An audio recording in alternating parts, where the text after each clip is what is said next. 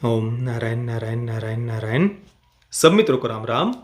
दोस्तों, अभी 5 घंटे पहले ही अक्षय कुमार और इमरान हाशमी की आने वाली फिल्म सेल्फी के ऑफिशियल ट्रेलर को स्टार स्टूडियोज यूट्यूब चैनल पर रिलीज किया गया। कुल मिलाकर 3 मिनट और 3 सेकंड का ये ट्रेलर है। इस फिल्म को प्रोड्यूस कर रहे हैं धर्मा प्रोडक्शंस, उनके साथ में के पॉप गुड फिल्म्स जो अक्षय कुमार का स्वयं का प्रोडक्शन हाउस है, जिसका पहले नाम हरिओम एंटरटेनमेंट था। पता नहीं इतना अच्छा नाम उन्होंने क्यों चेंज कर दिया। और इन दोनों के ही साथ में पृथ्वीराज प्रोडक्शंस भी इस फिल्म को को प्रोड्यूस कर रहा है। पृथ्वीराज प्रोडक्शंस पृथ्वीराज सुकुमारन और उनकी पत्नी के द्वारा इसे इस्टेब्लिश किया गया था, उसके फाउंडर है वे। और जो ओरिजिनल फिल्म है ड्राइविंग लाइसेंस, जिसका ये रीमेक है सेल्फी, तो ओरिजिनल फिल्म को भी पृथ्वीराज प्रोडक्शंस के द्वारा ही प्रोड्यूस किया गया था। अब देखिए, ओरिजिनल ड्राइविंग लाइसेंस तो मैंने देखी नहीं है, इस कारण से सेल्फी का ये ट्रेलर मेरे लिए लगभग पूर्ण रूप से नया था। हालांकि 3 मिनट और 3 सेकंड के इस ट्रेलर में उन्होंने काफ़ी सारी कहानी ऑलरेडी रिवील कर दी है।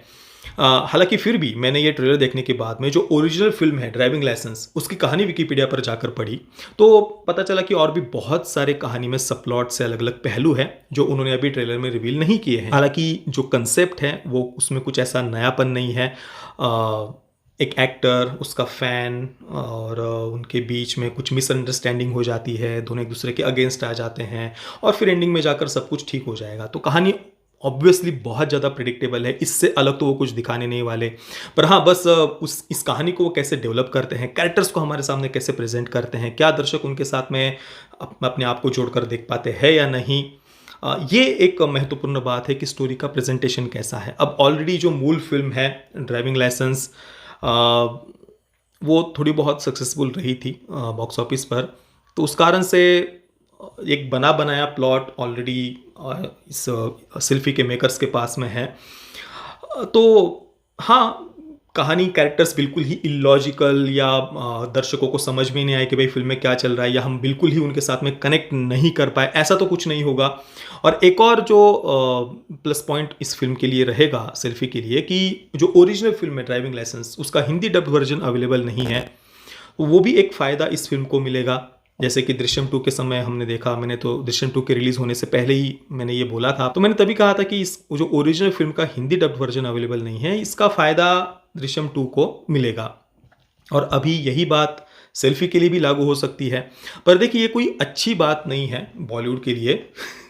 और ये मैंने एक चिंता भी किसी लाइव सेशन में ही मैंने ये बात कही भी थी कि ये कोई अच्छी बात नहीं है। दृश्यम 2 सक्सेसफुल होने के बाद में फिर जो मेकर्स को एक साहस मिल जाएगा, वो और ऐसी कुछ फिल्में लेंगे जिनका हिंदी डब वर्जन अवेलेबल नहीं है। वैसे ही रीमेक के लिए तो बॉलीवुड ऑलरेडी इतनी ज़्यादा बॉलीवुड की आलोचना हो चुकी है, लोग तो बॉलीवुड को रीमेक वुड भी कहते हैं। और जब दृश्यम 2 सफल हुई तो उसके बाद में प्रोड्यूसर्स के लिए, बॉलीवुड के फिल्म मेकर्स के लिए एक और रास्ता खुल गया है कि चलो अभी ऐसी फिल्मों का रीमेक करेंगे जिनका ओरिजिनल वर्जन हिंदी में अवेलेबल नहीं है, जो मेरे अनुसार तो बॉलीवुड के लिए बिल्कुल भी ठीक नहीं है। हालांकि बॉलीवुड की रीमेक फिल्मों को लेकर अभी से नहीं, पिछले वर्ष ही नहीं, लगभग पिछले 3-4 वर्षों से लगातार आलोचना हो रही है, फिर भी बॉलीवुड यही करते जा रहा है। अब ये जो सेल्फी फिल्म है, ऐसा भी नहीं कि इसके रीमेक राइट्स उन्होंने कोई 2-3 वर्ष पहले खरीद लिए थे। 2019 में ओरिजिनल फिल्म आई थी।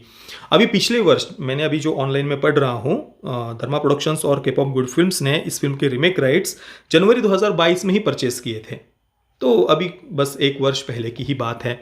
तो इतनी आलोचना होने के बाद भी बॉलीवुड के जो बड़े बड़े प्रोडक्शन हाउस है, वो अभी भी फिल्मों के रीमेक राइट्स ही खरीद रहे हैं। अच्छी कहानी, अच्छे राइटर्स, उन पर वो इन्वेस्ट नहीं कर रहे। अभी भी वही जो बना बनाया ढांचा है, उससे वो बॉलीवुड के फिल्म मेकर्स, प्रोडक्शन हाउस बाहर नहीं निकलना चाहते। ये बॉलीवुड के लिए ही मेरे अनुसार तो अच्छा नहीं है। हाँ, ये फ़ायदा है कि भाई ओरिजिनल फिल्म हिंदी में अवेलेबल नहीं, तो चलो, और ठीक ठाक भी लग रहा है सेल्फी का ट्रेलर, ऐसा नहीं कि बिल्कुल ही हमें डिसअपॉइंट कर रहा हो। परफॉर्मेंसेस भी, अक्षय कुमार को एक फ़नी रोल में हम देख रहे हैं यहाँ पर, तो वो भी एक थोड़ा एक प्लस पॉइंट है इसके लिए। अपने आप को ही वो थोड़ा सा ट्रोल भी कर रहे हैं, रोस्ट भी कर रहे हैं यहाँ पर।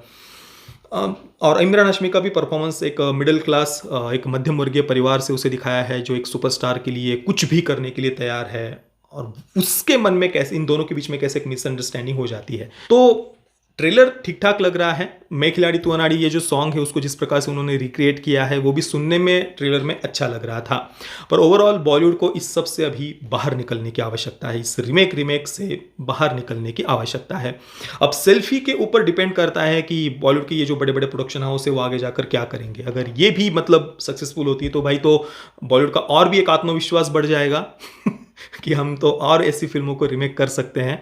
देखते हैं क्या होता है। सेल्फी को डायरेक्ट किया है राज मेहता ने, जो इससे पहले अक्षय कुमार की ही गुड न्यूज़ को डायरेक्ट कर चुके हैं। हालांकि गुड न्यूज़ मुझे पर्सनली बिल्कुल भी पसंद नहीं आई थी। और बात करें इस फिल्म के सेल्फी या ड्राइविंग लाइसेंस के कंसेप्ट की, तो इसमें फिर से फिल्म इंडस्ट्री के लोगों की अपनी एक काल्पनिक दुनिया हमें देखने को मिलती है, जहाँ पर जो मध्यम वर्गीय परिवार है या जो देश की जनता है वो इन सो कॉल्ड स्टार्स और सो कॉल्ड सेलिब्रिटीज़ के पीछे पूरी तरीके से पागल हो चुकी है। उनके लिए वो कुछ भी करने के लिए तैयार है।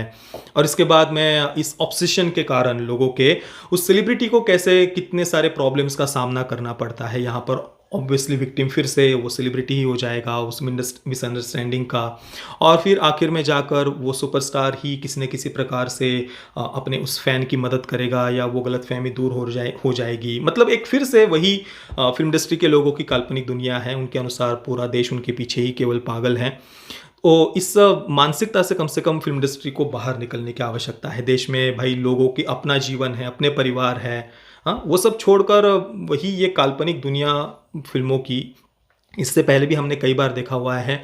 कई सारी ऐसी फिल्म बनी हुई है जहाँ पर छोटे बच्चे हो या कोई कैरेक्टर हो वो उन सुपरस्टार्स के लिए बिल्कुल पागल हो चुका है और ऊपर से विक्टिम फिर वो सुपरस्टार्स ही हो जाते हैं। सेल्फ ऑब्सेस्ड है ये पूरी इंडस्ट्री, में कई बार कहता रहता हूँ। पर देखिए इस इंडस्ट्री के सर्वाइवल के लिए भी ये आवश्यक है, क्योंकि देखिए कोई भी बिजनेस हो, कोई भी इंडस्ट्री हो, कोई भी ब्रांड हो, उसके लिए अपनी ब्रांड वैल्यू बनाकर रखना बहुत आवश्यक होता है। तो फिल्म इंडस्ट्री हो या बॉलीवुड का या कोई भी फिल्म इंडस्ट्री का, उनका भी तो अपना एक ब्रांड है ना। उसकी ब्रांड वैल्यू उनके लिए बनाकर रखना आवश्यक है, रिलेवेंट रहना आवश्यक है कि भाई देखो हमारे पीछे कैसे देश की जनता बिल्कुल पागल हो गई है और उसके कारण से हम ही कैसे विक्टिम है, हमें ही कैसे परेशानी हो रही है। ये भी तो दिखाना आवश्यक है ना, अपनी ब्रांड वैल्यू बनाकर रखने के लिए। जैसे कि मैंने कहा बॉलीवुड में इसके पहले भी हमने कुछ फिल्में देखी हुई है जहाँ पर उत्तर प्रदेश के किसी गांव से कोई एक छोटा एक साधारण सा एक परिवार से एक व्यक्ति है जो अपनी माँ के हाथ का बनाया हुआ अचार या ऐसी कोई वस्तु लेकर के मुंबई आता है। वहाँ पर किसी सो कॉल्ड स्टार या सो कॉल्ड सेलिब्रिटी के घर के बाहर कई दिनों तक वेट करता है।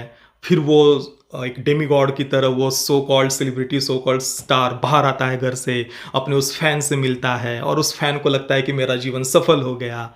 ये भी हमने फिल्मों में देखा हुआ है ना। या फिर कोई एक बच्ची है जो इन सो कॉल्ड एक स्टार सेलिब्रिटी को अपने सपनों में देखती है किसी एक एंजल की तरह, परी की तरह, और वो एक्ट्रेस फिर उसे परी की तरह सपनों में दिखाई देती है। तो ये काल्पनिक दुनिया से बाहर निकलो। ठीक है, आपको अपनी ब्रांड वैल्यू बनानी है, अपने आप को रिलेवेंट रखना है, अपने आप को ही एक डेमीगॉड्स की तरह प्रमोट करना है इन सो कॉल्ड स्टार्स और सो कॉल्ड सेलिब्रिटीज़ को। पर भाई लोगों को समझिए, एक तो ऑलरेडी फिल्म इंडस्ट्री के लोग ज़मीन से, मध्यम वर्गीय परिवारों से, लोगों से टूटे हुए होते ही हैं, और ये सब करके आप और ज़्यादा लोगों से टूट रहे हैं। मुझे नहीं लगता कि कोई भी समझदार व्यक्ति इन सब बातों से अपने आप को रिलेट करके देख पाएगा। और विशेषतः पिछले 2-3 वर्षों में तो परिस्थिति सोशल मीडिया के कारण और भी ज़्यादा बदल गई है। तो उस पुरानी मानसिकता से अभी कम से कम फिल्म इंडस्ट्री के लोगों को बाहर निकलने की आवश्यकता है। बाकी दोस्तों आपकी इस पूरे विषय पर क्या विचार है मुझे आप नीचे कमेंट में अवश्य बताना। ये वीडियो देखने के लिए आप सभी मित्रों का बहुत बहुत धन्यवाद। जय श्री राम, वंदे मातरम।